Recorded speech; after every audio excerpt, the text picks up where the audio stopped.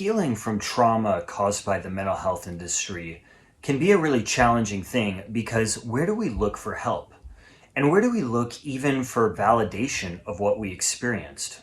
I think that there's a lot of trauma that's caused by the mental health industry. I think it's not well understood, and I think that to a large extent it has been ignored by the mental health industry itself because it is a rather inconvenient phenomenon. The purpose of this video is to serve those of us that have experienced trauma in the mental health industry by really going into what I think are some of the main dynamics that can lead to a lot of trauma in the mental health industry so that we can start to make sense of our own experience and make sense of our own history, which I think is a huge part of what healing from trauma is about. A huge aspect of it is just making sense of what happened for us and really paying attention to what is coming up for us as we start to acknowledge that history. There are a few quick disclaimers here that I have. The first is I am not a psychologist or a licensed mental health professional. So the place that I'm speaking from in this video is about self-awareness and it's about personal development. And to a large extent, it's informed by my own experience. Also, I am not at all discouraging anyone from seeking the services of the mental health industry. At the same time, those of us that have experienced trauma from the mental health industry absolutely have a right to heal. And I think that it can be a really good idea for us to develop a much more balanced view of the mental health industry where we really take into account a lot of the limitations and risks that can be associated with seeking the services of the mental health industry. I think so often we are encouraged to have a very one-sided and naively positive view of the mental health industry when a much more balanced one, I would say, is in order. With that all being said, there are three main dynamics that I want to cover here. The first is how a lot of trauma, in my opinion, can arise from the relationship in therapy. And in particular, I want to explore the very large power imbalance between the therapist and the client. So the extreme power imbalance in this relationship is something that we have just come to take for granted as a society. But I think when we stop to look at it, it's hard not to see just how enormous it is. On the one side of that relationship, you have the therapist who has the backing of the mental health system. They have the backing of the occupational licensing system.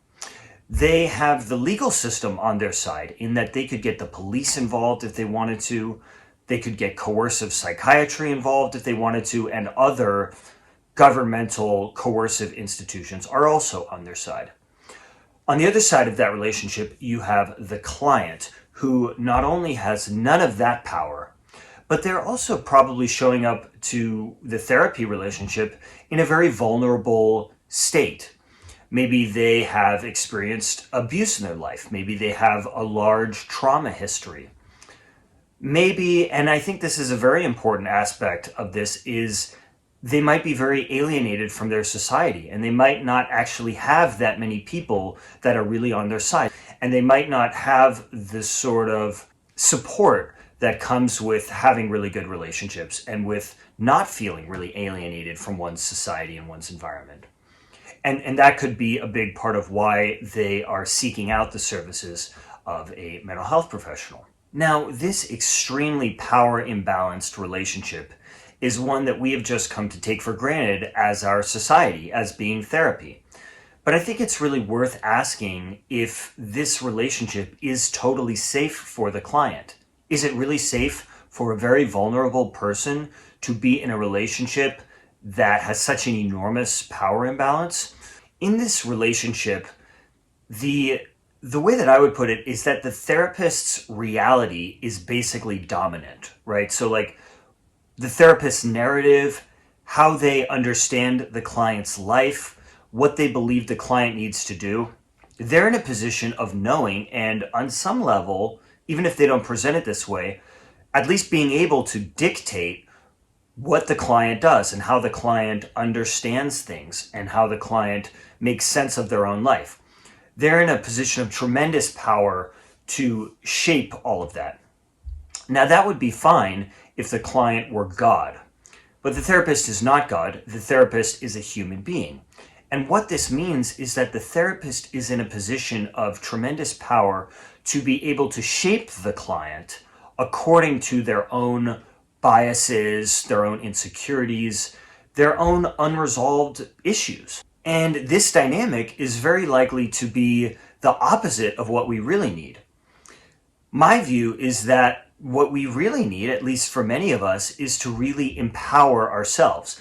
It's to really find our own power inside of us and our own inner authority and take that forward, not continue to find ourselves conditioned by these extremely power imbalanced relationships. And so the relationship with the therapist is taking us further away from what we really need. And unfortunately, this dynamic with this therapist, though it's not really what we need and what we really want, it can feel very familiar and even safe because it can be very similar to what we've been coming out of from our own past and in our own childhood and young adulthood, where we were shaped by these people that had power over us, like teachers, parents, family members, etc., who were able to, like the therapist is now doing, to shape us according to their own biases, insecurities, and unresolved stuff. And so the therapist can come along and basically reinforce that dynamic and keep us further away from our path that we would ultimately like to get on. The second dynamic that I would like to talk about has to do with the mental illness labeling and the pathologizing that occurs so often in the mental health industry. So a lot of what happens is we seek out the services of mental health professionals because we have some kind of problem that we're not sure how to solve. Maybe we have depression or anxiety, like we don't like the way that we feel in various ways. Maybe we have various behavioral issues that we can't seem to control ourselves. So for example, maybe alcohol abuse or eating disorder type behavior. So we will go to the therapist or the mental health professional, and so often what they will do is they will take that issue that we have and correspond it with a particular mental illness diagnosis or a psychiatric label and say that that's what our problem is. So they will say, oh, okay, so you have generalized anxiety disorder or you have alcohol use disorder, and they will present the situation as though this is what our problem is. But it's worth asking, is this really our problem? Well, it seems pretty clear to me, and a lot of people have spoken about this and written about this, that this doesn't actually describe our real problem. This is just a way of classifying the symptoms. And yet so often, so many mental health professionals, often psychiatrists, but not only psychiatrists, will present the situation as though our problem is this diagnosis. And what this does, which is really problematic, is it totally distracts us from what our real problem is. It distracts us from really trying to understand the source of these symptoms that are causing us to seek out the services of the mental health professional. They are discouraging us essentially from really trying to investigate into the sources of these issues within our lives. Maybe we've had some trauma in our childhood that is causing this. Maybe we have some issues currently going on in our lives that are causing us distress. Well, we're probably not going to look at those if a mental health professional comes along and says your real problem is this mental illness, and we actually buy into what they're saying. And so often, and this gets back to the power dynamic issue, we're not really sure if we even can say that the mental health professional is wrong and dismiss them. We're not sure if we're allowed to do that as far as our society is concerned, and we just may not have the confidence in our own perception to be able to dismiss what the mental health professional is telling us. You can really see this labeling and pathologizing phenomenon become really problematic and insidious when you look at what happens so often to children that are in dysfunctional family systems. So often what happens is there will be kids that are in these family systems where the kid is essentially being traumatized in that family system because the parents have unresolved issues from their own childhood, and so they're passing on intergenerational family trauma. And so the kid is in pain, the kid is in emotional distress, and they might be acting this out in various ways. Maybe they're having some kind of emotional reactivity, maybe they're engaging in behaviors that are a result of this painful situation for them. But the family system, in all likelihood, is interpreting their emotions and their behavior as though it is inherently something wrong with the kid, as though it is inherently part of some kind of mental illness that they have. This is the lens through which they are seeing what the kid is doing. Now, this is a delusion. I want to be absolutely clear about that, but it could be very real for the parents. They might really believe that. And so what so often happens is they will then take the kid to a mental health professional. And then the mental health professional, using this model that I've described, will say, yeah, they'll look at the kid's behavior, the kid's emotions, and they'll say, yes, the problem with the kid is that they have such and such disorder. Now this reinforces the delusions of the parent.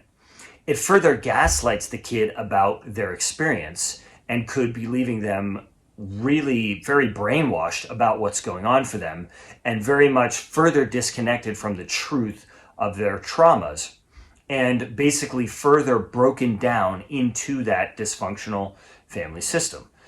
And when this happens, it is a very, very dark and in some ways tragic dynamic. There's a great article on this labeling and pathologizing phenomenon by Bruce Levine, which you might be interested in checking out. I'll put a link to it in the description. The last area that I want to talk about has to do with our freedom being taken away in the mental health industry and the trauma that can go along with this. So this doesn't affect everyone that uses the services of the mental health industry, but it is very relevant to anyone that experienced any kind of inpatient treatment. So that would include psychiatric facilities, therapeutic boarding schools, residential treatment centers, so-called wilderness therapy, boot camps, etc. What happens when we go to any one of these kind of facilities is we are expected to adapt to that environment. We are expected to adjust to that setting, however it is. And the people that have power in that situation, the clinicians, the psychiatrists, etc., believe that you are doing well and getting better to the degree that you adjust to that environment and you adapt to it. But what if adjusting to that environment is not actually what's good for you?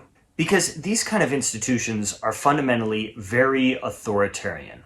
There's a very rigid power structure, and we are at the very bottom of that hierarchy. And so we have to adapt to a situation in which, again, we are relatively powerless, and we have to adjust to a situation in which we are subjugated. And this is assumed by the people in that institution to be good for us and to be what we need for our own healing. But to the degree that it is an extremely authoritarian institution, which most of these institutions are, it's definitely not good for us, and it's going to be taking us further away from our own power, our own inner authority, from the resources within ourselves that truly heal us. And so if we were to try to find our own power when we're in these institutions, like maybe, for example, we have a little voice inside of us that says that we need to look within ourselves and we need to find our own power within ourselves and we need to kind of strengthen that inner voice that truly heals us. Well, that's probably not going to fit in one of these authoritarian inpatient mental health institutions. And so if we were to try to move in that direction, the people that have power in that institution might say that we aren't doing well and that we are getting worse and that we need to stay there longer. Incidentally, this could have great financial benefit for them. Make of that what you will. And again, this gets back to this larger issue of power in the mental health industry and why it's so important. if what we really need for our own healing and growth is to find our own power within ourselves, but these relationships with the mental health industry so often are about disempowering us and giving our power away to external sources, then it is very likely to be undermining our own growth and our own healing and adding further trauma to ourselves. And so the mental health industry undermines the development of our own authentic power by having these very coercive, authoritarian mental health institutions, by having these therapeutic relationships that have this enormous power imbalance, and even by having mental health professionals play this role as this sort of interpersonal police force. So that is my general take on trauma from the mental health industry. I really hope that you found this video helpful and interesting. If you know of anybody that you think it might be beneficial for, please consider sharing it with them. It's really my goal to get these resources out to the people that would benefit from them, so I'd greatly appreciate your help with that. If you haven't done so already, please consider subscribing to the channel and also hit the bell so that you get notified when I release videos in the future. Thank you so much for watching this video all the way to the end, and I look forward to having you for the next one.